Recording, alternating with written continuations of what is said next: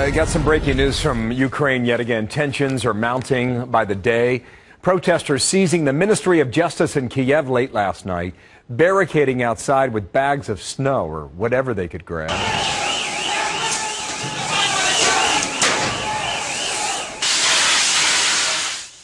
They are unrelenting, the protesters are, and the government forces seem as if they cannot put an end to this. Ukraine's justice minister threatening to call for a state of emergency unless protesters stand down and leave the ministry building. Greg Palcott back on this.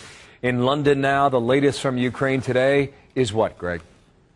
Bill, it is being called the worst unrest that Europe has seen in decades, and maybe, from the standpoint of the United States and the West, maybe the most significant, most important as well. From the best of our information that we are getting on the ground, anti-government demonstrators remain in that Justice Ministry building in the Ukrainian capital, Kiev. They stormed the place overnight, added to other municipal buildings that they have occupied. It's leading to, according to one report, the growing sense that authorities are losing control of the capital city.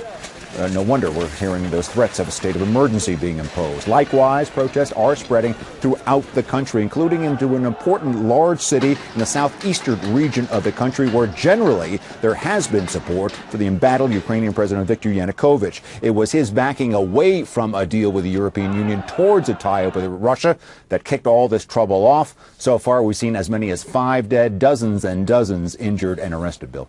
Greg, the government even offered the opposition a seat at the table. How did that go over, if at all? Yeah, Bill, it's clearly a government that sees itself in trouble. Over the weekend, the Ukrainian president offered to dissolve his cabinet and appoint as his new number 2 and 3 opposition leaders, as well as continuing negotiations about some hated laws, including an anti-protest law. The opposition is not buying it. They came out on Sunday demanding nothing less than the president stepping down and calling for new elections. Tomorrow, Bill, could be a crunch day. There is a special session of parliament being called. They could enact some compromise measures, or they could enact some stiffer laws. The top European Union foreign affairs official in town later this week.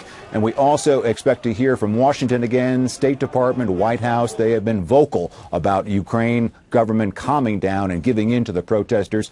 With Russia involved, the European Union involved, the U.S. having a stake, a lot of eyes watching the situation there right now. No end in sight either. Thank you, Greg Palcott, in London on that.